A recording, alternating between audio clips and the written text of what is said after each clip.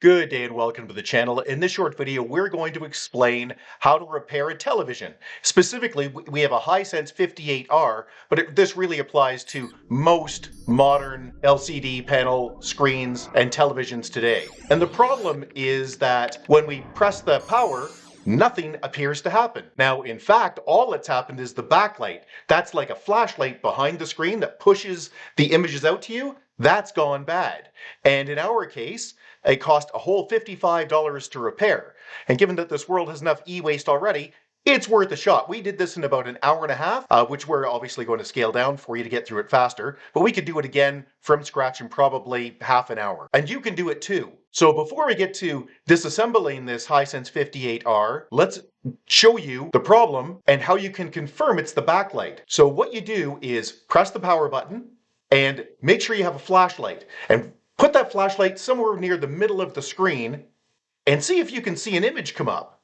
In our sense, the Hisense logo. In yours, it could be LG or Sony or TCL or Samsung, whatever. Just see if there's any image there. If there is, it means the control board's working, the power supply is working, and the LCD panel, the expensive part, the thing you paid the most for, is working. It's just the flashlight, which we call a backlight behind, has died. And you can see in our case, a bit of the Hisense logo right here.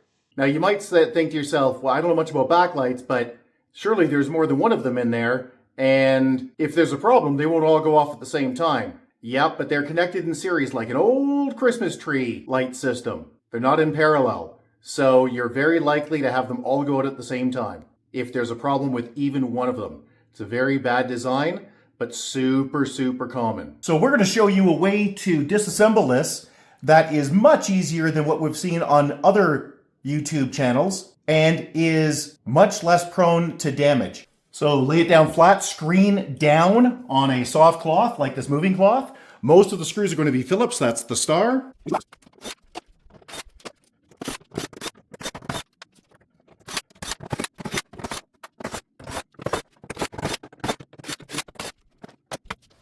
You'll notice I left all of the screws in there. They're all the same size, so it doesn't make any difference if you take them out, but why bother? Just leave them in.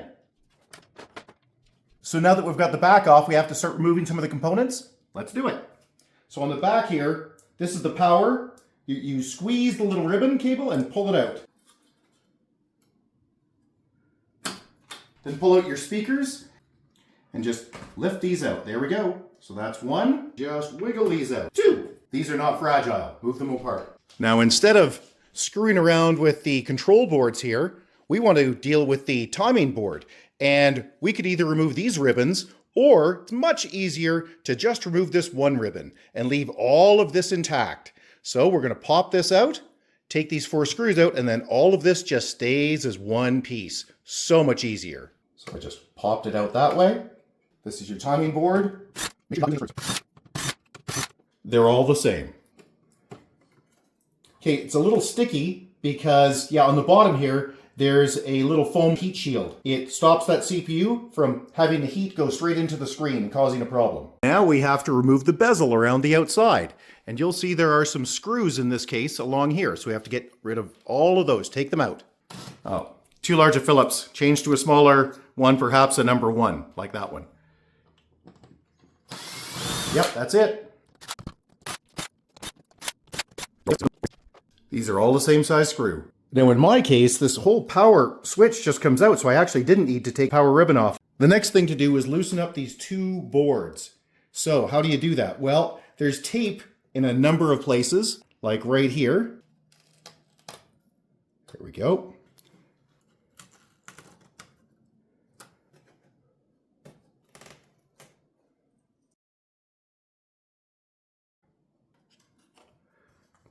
The way I do this is just to bend them up. Mine are pretty resilient.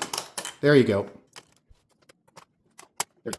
Remove the leg stands. Let's fold this over gently.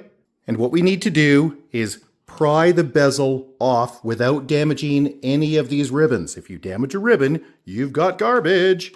So don't do that. Oh, I missed a screw underneath the power switch. There we go. That's better. That gets to a good point. If you feel resistance of any serious note, there's probably a reason for that. So stop and look. Your TV may be different.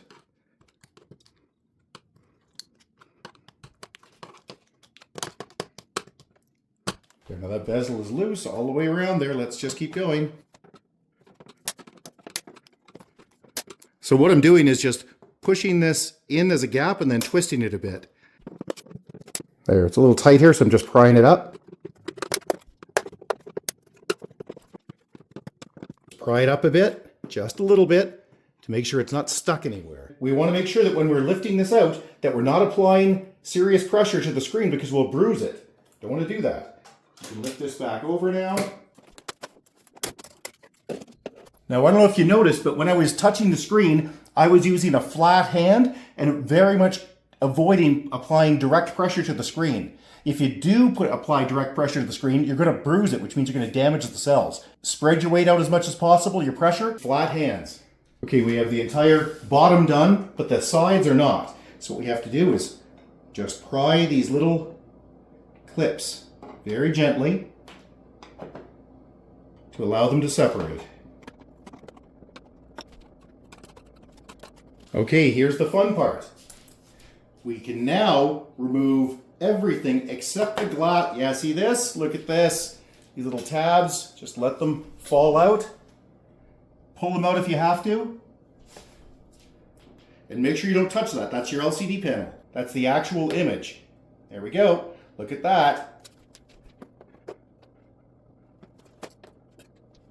Now just carefully use both hands to lift it up like a forklift and move it away. But when you put it down, make sure it's down on something flat. Do not stand it on its edge.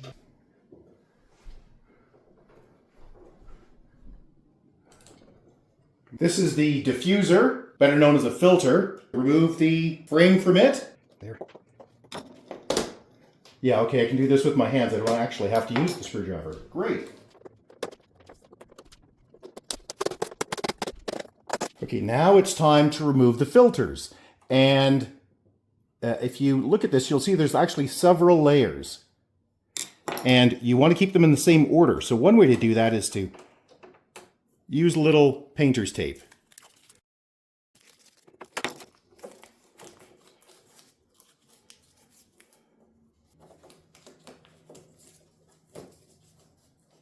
We have to get these out. And just don't crack or pry anything too hard. A lot of times there is adhesive on these. So you may have to be very gentle and very slow.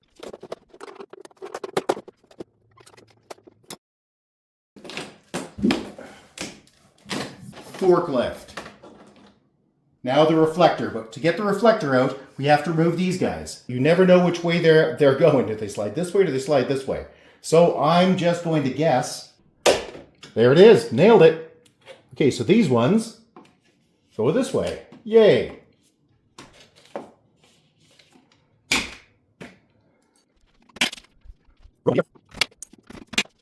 Now we have to take the reflector out. Hopefully it's not taped down too much, although it often is. So we may have some struggles here. And even possibly a few tears. And if you tear it, that's okay. Put tape on the underside to do the repairs. You can see here that tape is coming with the paper, and that's okay because we have to take the tape off anyway. So,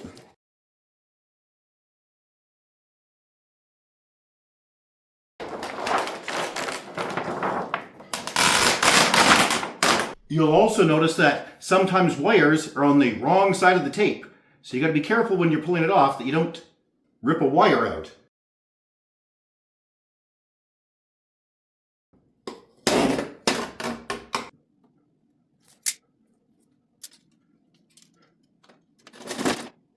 And for shipping purposes, to make these smaller, they always break them into two pieces. So you just snap them together like that. And I just want to make sure that they look like they're the right ones. Yeah, they passed the smell test. That's it. Great. These have double-sided tape on them, so they're kind of ugly to get off sometimes.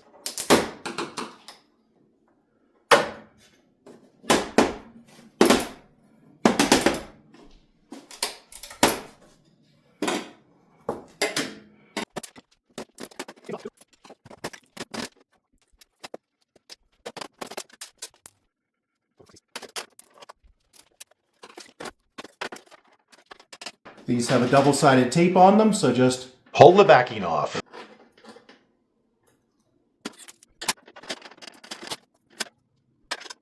what we don't know is where it goes vertically. Now, I went back and checked the video, and this LED was right on the edge. Same with this one. And we just follow it down. So, let's connect the wire, just in and push it down, make sure it's in nice and tight. Excellent. Push this down. Try not to touch the LEDs because your fingers have oil.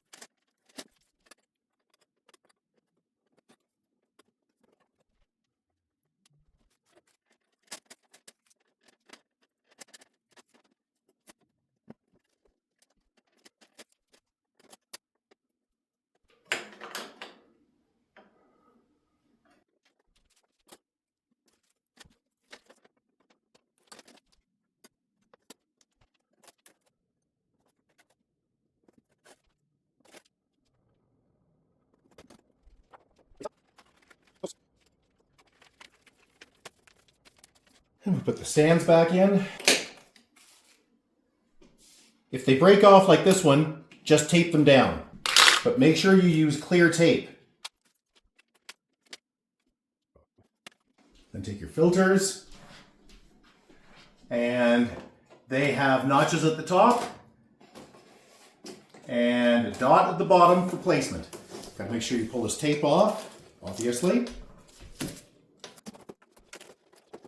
To line them up, you can use a screwdriver to squeeze against the frame. Now we put the frame in.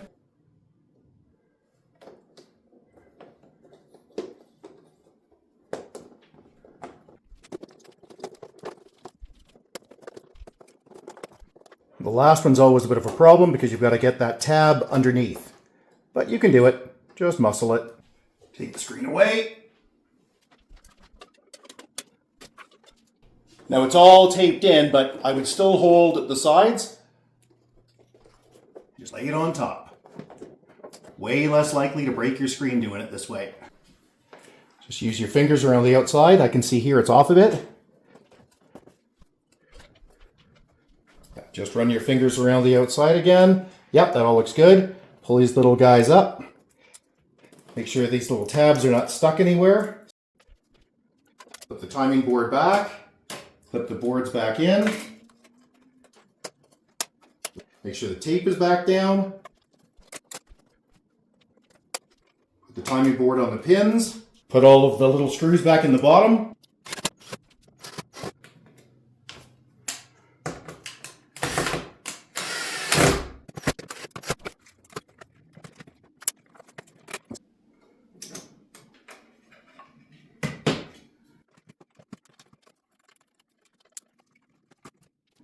These hook in so you can't screw them up.